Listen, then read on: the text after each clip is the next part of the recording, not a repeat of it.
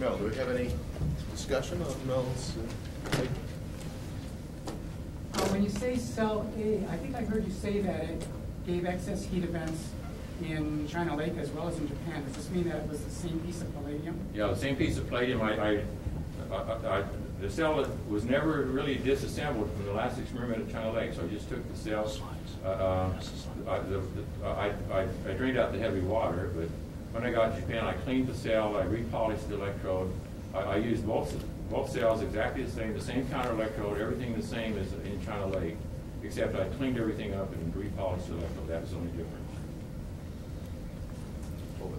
This is a stupid question, but the voltage goes down under normal operations with time because the conductivity going up in the electrolyte? Yeah, your electrolytes in the D2O, so the D2O level is going down, but the amount of LiOD is staying the same, so the concentration is going up. Because the concentration is going up, the voltage is going down. The only thing that would affect that, if your electrode starts to passivate, then that could change it. It starts to passivate. Did you calculate your excess power ratio at all?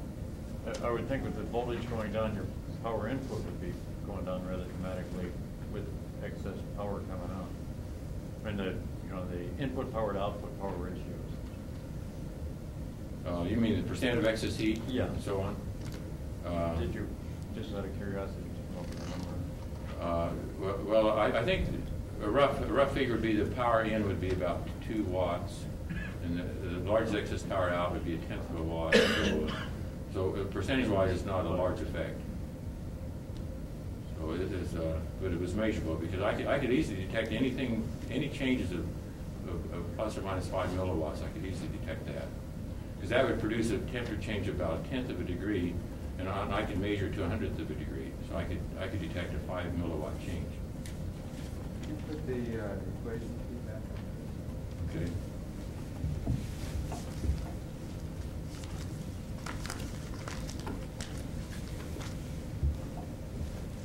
Yeah, I think with equations you need to sit down and study them through a little bit. They're hard to follow in a quick talk, but those are these are the basic equations that we have published.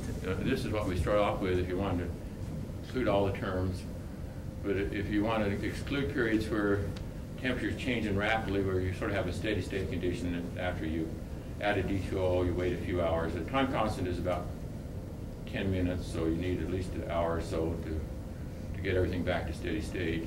And then under steady state, these terms, if you're not running the cell too hot, if you get up around 70 degrees, 70, I'd say around 70 degrees Celsius, you cannot neglect this and have without some problems, because you're mainly because of D2O evaporating from the cell carried away in the gas stream. You're having the heat of evaporation of D2O, which is rather large. But if you stay around where I ran, usually 50 to 60 degree range, then you can neglect these two terms under steady state conditions, which makes the equation a lot easier to work with. And then you can go ahead and take the derivatives at that point. But without an excess power term in here, if you don't have any excess power, you cannot explain the abnormal increase in temperature and under any conditions. The only way you can explain it is by the excess power is increasing with time. The excess power is changing, and that will explain the effect of the excess power term in there. Now I think everybody would have to agree with that. Now, they may argue what the source of the excess power is, but I think they'd have to agree that there has to be an excess power term in there to explain this. Did any of your excess power events persist through the addition of D2O, or does the addition of D2O always quench the effect? It seemed to me, the best I could tell, it usually quenched the effect. And that's kind of disappointing because you like to build on the effect. But I'd like to ask Martin, you talk about positive feedback, but there must also be negative feedback. There's always negative feedback. Right, yeah, right. And the positive feedback is superimposed on negative feedback. Right, yeah. And this means that the effects of the positive feedback are really quite large. Right, yeah. I think lots of people have seen this. You know, I showed the Howell had saw it and didn't acknowledge it. We had seen it. You have seen it. I think many people who've studied this type of calorimetry will have seen these effects. We were honest about it. When you added the D2O, how did the temperature of that added D2O compare with the temperature of the cell? We always added at room temperature, so it was around 22 degrees Celsius, and the cell temperature was probably around 55, say. That would have been, it might have been enough to quench it because. And my volume is only 18 cc's to start with, and I usually added about 5 cc's when I did that. I maybe run for 2 days.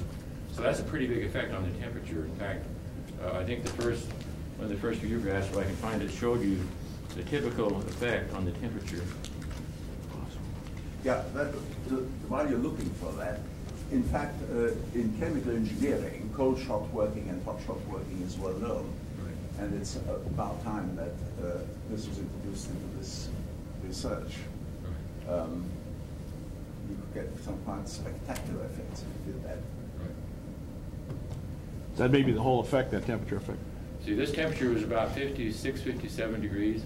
Add a D2O, and the first readings we get here are down to about 44. So you're talking about a 13, 14 degree drop in temperature, sudden drop in temperature by adding the D2O to the cell. A little bit less for this cell. Actually, it was went off scale. This one, so you can't really say so well for the cell B. I'll make a comment there. You can, if you do a blank experiment, you can analyze that perfectly. If you work with a D2O cell generating excess heat, you get the most complicated effects there. Yeah. They're very difficult to understand.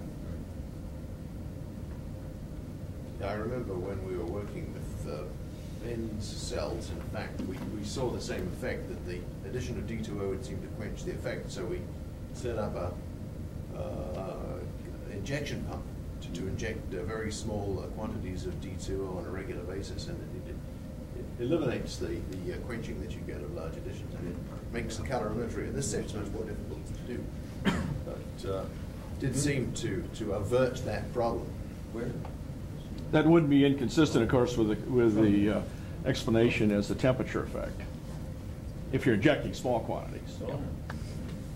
Yeah, it seems to be a little bit more than that, though. Well, I'm just saying it isn't inconsistent with it. Yeah. Another thing we've done sometimes, you can heat the D2O to about the cell temperature, then inject it at the same as the cell temperature. That's another way to get around that quenching effect, but it's a lot more work. Okay, we should move to the next